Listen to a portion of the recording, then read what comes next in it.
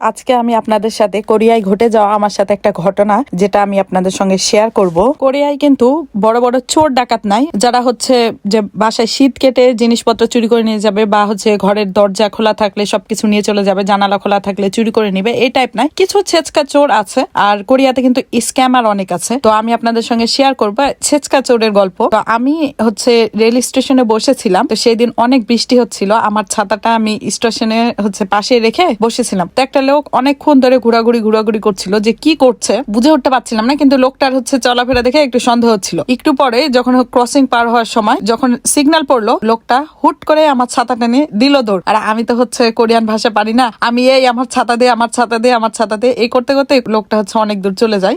তো সেই দিন ভাগ্যক্রমে আমি আমার ছাতাটা ফেরত পেয়েছিলাম। তো কোরিয়ায় এতদিন ধরে আছি, তেমন কোনো চুরির ঘটনা বা কিছুই দেখিনি, কিন্তু মাঝে মাঝে শুনছি যে হচ্ছে অনেকের সাইকেল হচ্ছে হারাই গেছে বা সাইকেল কেউ নিয়ে গেছে। সাধারণত এই কাজগুলো করে হচ্ছে যারা কোরিয়ান বয়স্ক আছে, তারাই সাধারণত এই কাজগুলো করে। অনেক সময় হচ্ছে জিনিসপত্র আপনি বাইরে রাখলে তারা মানে নিয়ে চলে যায়, টুকায় নিয়ে চলে যায়, মনে করে হচ্ছে কেউ ফেলাই দিয়ে গেছে। যাই হোক, সাউথ কোরিয়া হচ্ছে পৃথিবীর সব থেকে নিরাপদ দেশ, এখানে চুরি চামারি নেই বললেই চলে।